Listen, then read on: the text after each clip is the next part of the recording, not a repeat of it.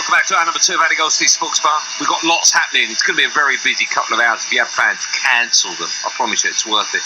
We've got the Ralph Ellis back pages tomorrow's tonight. Coming up, Simon Johnson will be helping us out. A proper journalist, Simon Johnson, help us out with that. Tom Bartley talks champ. I'm loving the championship at the moment. I've not liked it ever as much as I'm liking it this season. Tom Bartley joined us. Pardon? What? What are you chipping in for? I'm trying to do the opening of the show. Honestly, journalists are all the same. We've got the Midnight Train to Madness. That's going to be fun, as it always is. Mark Landon talks European football.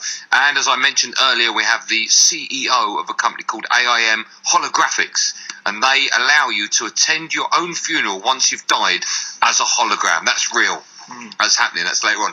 But now it's time to meet our bloggers. We're going to have a blog off in the studio. They're both to my right, but closest to me. He's been in a few times. He's the blogger for gunnerstown.com. It's Dave Seeger. Dave, good to see you. Good evening, Andy. And making his debut on the show, he was a listener and goes by a different name. We'll find out why in just a moment. He's the co-host of Anfield South. The podcast is Paul Adjin. Paul, how are you? I'm really well. So your name's Paul. Yeah. But what was your name when you phoned up? Well, I spending a lot of time at home. S word, by the way. Yeah, no. I've decided to call in Talksport a few times, and because I thought I might suck, I used a different name. Okay, what name did you use? Michael. Okay, if we start calling you Michael halfway through the chat, you'll know why. All right? Paul, listen, I'm glad you've come in. Yeah, see, that's how it works, gang. If you're good when you phone up, we'll get you in. We'll have a chat with you. It's great. Jason invited me personally. And did he? How did that work? I phoned up about Neymar a couple of weeks ago, and I plugged our podcast, Anfield South, on YouTube, etc. And he goes, "Oh, well, if you got opinions about..." Is this Michael I was speaking to, or was that Cole? Yeah, he said, "Come in." I plugged it, and he said, "Oh, well, come in one day if you can." I think he just said that. He doesn't mean it, do you, Dave? Do you know I didn't mean it? I was only joking. Well, listen, it's lovely to have you on board. Thanks so much for coming in. Thank you very much. And it's, of course, good to see you again, Dave. Listen, we'll start, of course, with, the only place we can, the big game at the weekend. I'll ask you both the obvious question, then we'll move on from there. Who's favourite for this game? Ooh, I want to be polite. I would say the bookies will probably put it down as a draw. Really? I think Liverpool will be slight favourites just because of our defence is improved, isn't it? Slight favourites. Slight. And the fact that most of Arsenal's defence seem to be injured at the moment as well. Yeah, and they've got some injuries as well. That's a big factor. Yeah. We were talking earlier on before the show, actually, about teams that could go unbeaten this season, and of course Liverpool's name cropped up. Do you think that that's a possibility? Do you think that going into a game like this, Dave's shaking his head and saying a big fat no, but your defence has improved. That was the one weakness you had, I think, last season, not just defence but goalkeeper. Yeah. And now you've paid stupid money for a goalkeeper. He seems to be great. Good money. Not only have you got Virgil van Dijk, who's brilliant, but Gomez next to him looks like you've paid another £100 million for a centre-half as well. 3.5 million when he was 18 a couple of years ago. It depends on Van Dijk's availability. It's possible we could go undefeated, but not very likely because the Premier League's so tough. It's so tough. I think at the beginning of the season, I thought that the top 6 would beat most teams this season, and they would pull away. And it seems to have happened this season, but we haven't played a lot of top teams yet. We've played maybe 3, so I would say no. But I'm hoping we're going to be really close to the title of the season. Dave, you had a little grin on your face there. Well, no, it's the perennial thing with Arsenal fans, isn't it? Every year someone says someone's going to do it, and every year we sit there thinking, no, can't happen again, can't happen again. That's our thing. We sort of rest our hat on that one for years. But we know how tough it is because it's never been done once, so that tells you all you need to know. But I look at the way that both these teams are set up. It's set up for goals. I mean, I can see both teams scoring. I agree with Paul. We've had some huge high-scoring goals in this fixture in the last few years. I think Liverpool will triumph. I think it'll be tight, but I think they'll just by the odd goal, maybe. Yeah, quite possibly. I mean, as you say, it has everything that suggests it could be like a 3-2 or a 4-3 or something like that, because both teams are set up to score. Arsenal was scoring for fun. Liverpool seemed to be finally clicking into gear. Everyone was talking about Salah's form compared to last year. He seems to have finally sort of hit his stride. Mane as well. So, we've got a scary strike force. I mean, let's face it, Aubameyang is no slouch. Lacazette's in form, so both teams are going to score. I think Paul's probably right. Their defence is slightly better than ours. But, again, it will depend on whether we get a couple of our fullbacks back, because if we don't, we're struggling, let's face it. Is there added pressure because this is the first real test that because Arsenal have been really impressive all season?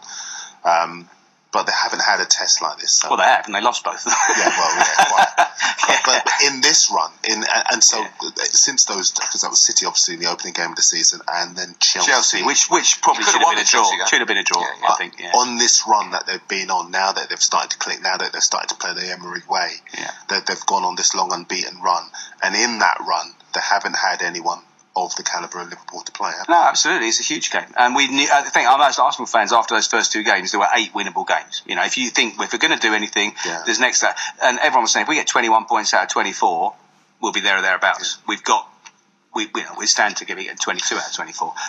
So we have got 22 out of 24 of those 8 games. Then the big one comes, which is this one. So we're in a better position than I thought we were going to be. Let me just the 2 games you just mentioned there, the first 2 you had. Do you think that you would have a different result now because this team is used to the manager's used to the players? Yeah, you do? I do, absolutely. Yeah, I mean, it's taken, it was going to take time. I mean, I don't think anyone expected us to be, as far advanced as we are under Emery. I think the players have, you can only listen to them when they're interviewed. They're adapting well. They enjoy the coaching sessions. They enjoy playing for him. So that's half the battle because I think maybe that had gone a little bit at the end of last season. So, yeah, I mean, we're on a good run. Who would you prefer to play in this game, Leno or Cech? Leno. Why? It's nothing against Cech. He started the season very well. He's a great shot stopper, but it's well publicised. We are looking to play a certain way. Emery's not going to let the team play in that way, and he wants the team to play out from the back. Leno is just at a different level to Cech in that department of the game, and it's all important to the way we play. You can really see the difference, can't you? I felt for Cech because the game has evolved, even in the 10, 11, 12 years that he's been in English football. It is totally evolved about what the role of the goalkeeper, and you can see the difference between that Cardiff game where Cech. I felt for him. He nearly gave a goal away against Blackpool. It could have been 2-2. It's not. That's not the way that he was developed as a goalkeeper. Well, it was nice that he lost his place in the side over injury rather than being dropped as well, to be fair. So. Let me bring Michael in. Sorry, Paul. I would just add, he hasn't got a chance to be Michael yet. I would just add to Cech, I'm not sure it was publicised much, but what I noticed was that even throwing the ball out, he wouldn't. Like, anytime he would collect the ball, it'd come back to him and he had a chance to pick it up. He'd look left, look right, clutch it. Like, the legacy of the Mourinho days, safety first. He wouldn't even roll the ball out, so let's not even just focus on the kicking. You won't even throw it. Now, Paul, let me ask you a bit more about yours. So Darren's also a Liverpool fan, okay? Now, I have this running banter thing with Darren that we tweet each other or text each other when the game's happening and when Mo Salah doesn't score a goal.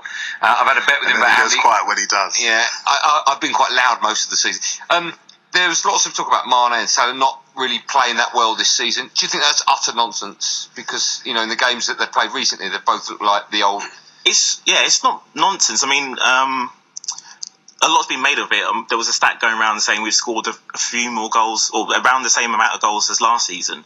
And someone said, "Oh, what crisis?" But to the nuanced fan, I didn't see a lot of interplay, and it wasn't really clicking. So that's what the fans were mentioning. At the moment, now Shaqiri's in the team. There's a bit more creativity. Like for me, Mane and Salah, although they've got the skills, they're not sort of direct dribblers. I don't recall them scoring goals where they've taken 3-4 players on. They like to run off the ball. So when you run off the ball, you need someone to provide you with service, and that was usually Oxlade-Chamberlain, injured, Coutinho, he's left. So now we've brought Shaqiri in. Last 2 games, I think we've won 4-0, 4-0, 4-1. But Paul, didn't Salah score those goals against Spurs when he went past 3-4 players, and the ones against Watford as well last season? Yeah, but I mean, the majority of our goals, and I think the majority of our sort of exciting play, was that inside the fullback and centre-back pass.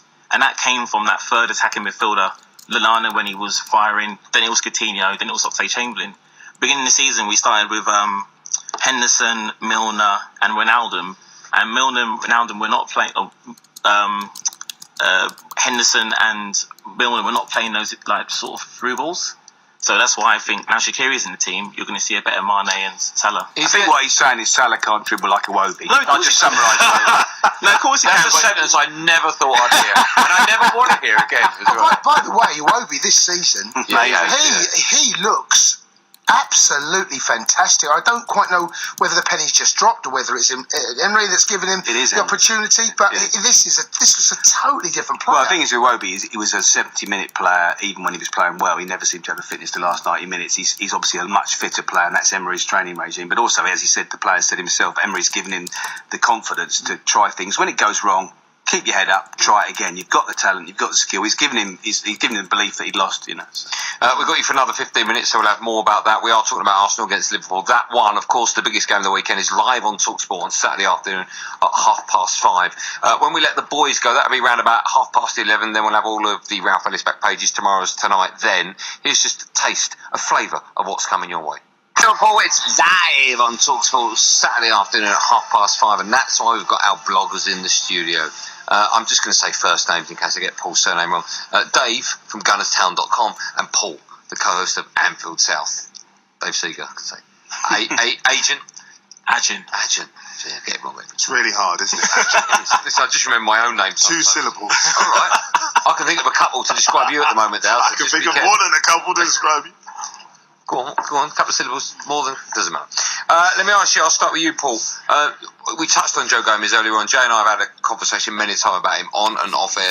We're big fans of his. Jay thinks he's, I don't want to misquote you, Jay, one of the best defenders in Europe. Where do you put him? I think, his versatility is remarkable for someone so young. Right back, left back, right of a three, right of a two, play midfield probably. I think he's probably the best young defender I can think of seeing. He's quick, got two good feet. Incredibly composed, picks a pass. I mean, he ticks every box. Is it? You said the other day he's the best young defender in the or best defender in the country. I think he's the best. Yeah, I mean, I'm putting him up because of the versatility. I think he probably could be the best defender in the country. Now, people saying, Van Dijk's better, and people talk Laporte. I'll have him above John Stones. I'm having him above Ed. From what I'm seeing, it's not just with the ball; it's when he hasn't got the ball. He's quick, but he never seems to. Davinson Sanchez, for example, at Spurs, right? Davinson Sanchez can recover because he's so quick, but I think he gets himself in positions that if he wasn't as quick, he wouldn't get himself there. Gomez, his positional sense is remarkable. I mean, I think I've just picked him up quite a lot, but I think he is the Rolls Royce. He's actually covered Van Dijk a few times this season. Away at Leicester, I believe he had a really good game. I never thought he'd be this good, to be honest. I mean, when he came in, it was actually around this time we were playing Arsenal away, and he played left back, and he looked really good. And then he got injured, came back, played against Wolves at Anfield in the FA Cup with like most of the young, reserves, or whatever, and got ripped by a striker for one of the goals. And I was like, oh no, maybe his knee's not going to hold up. Went to right back, looked really good, but then obviously he's right back. I never thought he'd be this good at centre back. Wherever he plays across the back line, he's the best player.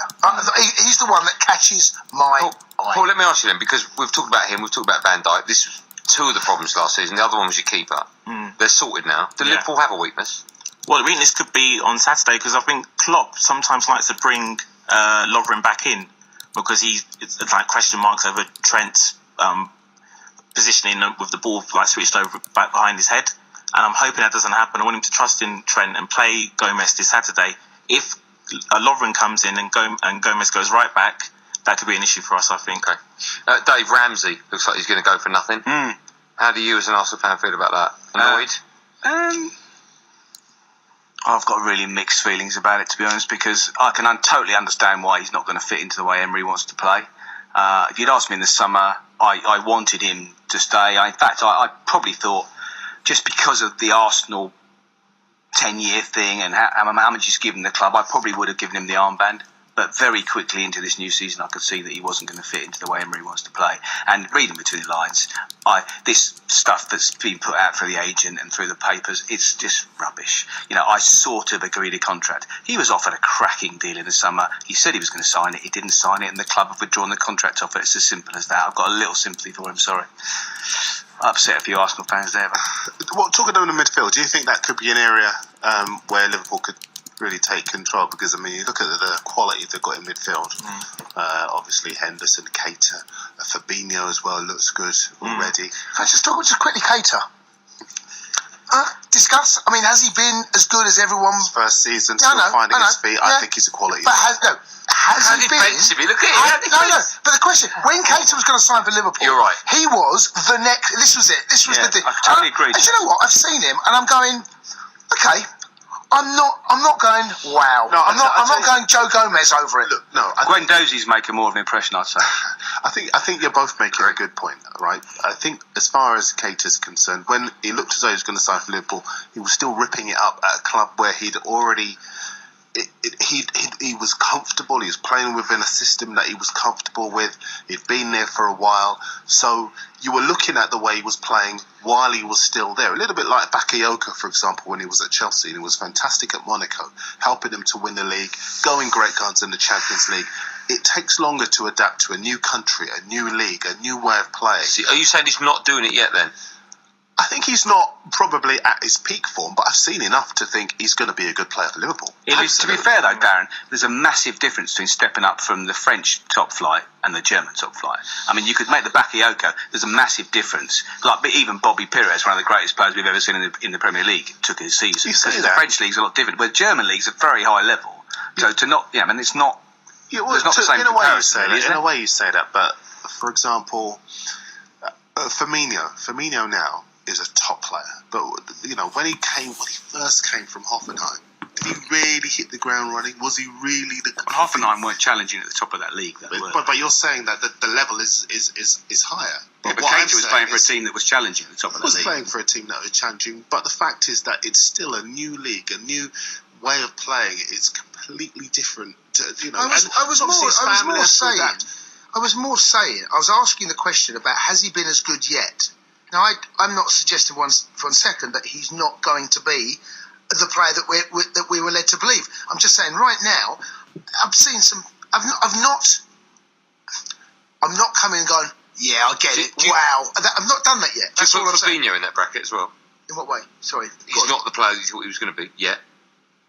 Because these are players. Because when I was talking to Liverpool fans last season, they would all say, "We've got Naby Keita coming. We've got Fabinho." But Fabinho's, we haven't really seen as much of him. I think he's still dripping him into the team. I don't know whether we can. I just think that it's an incredibly short space of time to make that kind of. No, but I'm not making a judgment. No, see, this is it. Sorry, Jason's not making a judgment. I'm just saying, at the moment.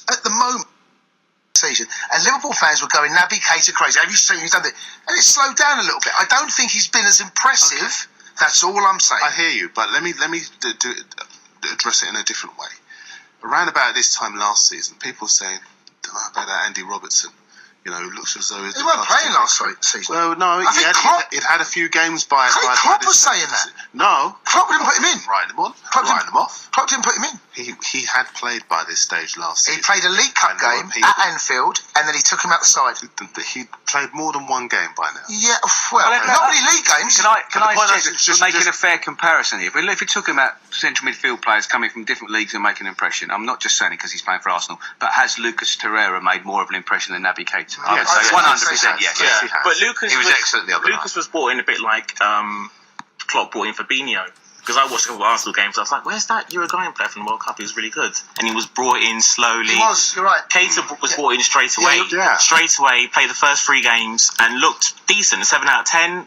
Nice little turn against Palace and a through ball against Salah. For Salah. We were like, okay, let's crack on now. Hasn't really worked out. He's been injured a few times. To me, he's looked intimidated. And tactically, he's receiving the ball too deep. Like, his whole thing was turning, skipping past 1 or 2 players and playing this little slip-through ball, having a pop. He's picking the ball too deep up for us, so I think when he returns, you'll see a different Keita. Listen, sadly we're out of time, boys. Before I let you go, one of you's got a book out. Who's got a book out? Because we're going to plug it. I've got a new book out next week. Okay, what's it called? Arsenal's Double Double. Right. It's just my. It's 2 years since my last book, and it's my quirky tribute to early Arsene Wenger. It's time. The dust has settled. Let's look back on the great things he achieved for our club. So it basically just looks at the 97, 98 and 2001, 2002. And Paul, I understand you've got a book called Don't Call Me Michael, is that right? I haven't got a book, but I've got a son who's 18 today. He's called Micah. Okay. I'd just like to say, Micah, we love you and happy birthday. Happy birthday, Mike. Scorpio birthday. Sorry, he's your son? He's my son. He's 18? He's 18, yeah. How old are you? I'm 39. I like to do things quick, like Fowler done in '94 against Arsenal. Something tells me you've used that line before. I thought of it in the car. Yeah, okay. Okay, listen, lovely to see you both. Thanks so much for coming in. Just quickly, the game, as I mentioned, is live on Talksport. Arsenal against Liverpool Saturday at 5:30. I'll ask you both. I'll start with you, Paul. What would the score be? Liverpool, Arsenal, sorry. Yeah. 2-4. 4-2 to Liverpool. 4-2 to Liverpool. Dave's laughing. I'll go 2-2. Okay. You don't even fancy your team to win it? No, I do fancy it, but I'm being, more honest. Don't honest than my colleague. What would the score be? You're going 2-2. Is that what you think? No, I think it'll be 2-2. Yeah, I do. Okay, Darren. I know you're staying with us, but what do you think? I don't really care. Boys, thanks for coming in. Back pages tomorrow tonight. 2-2.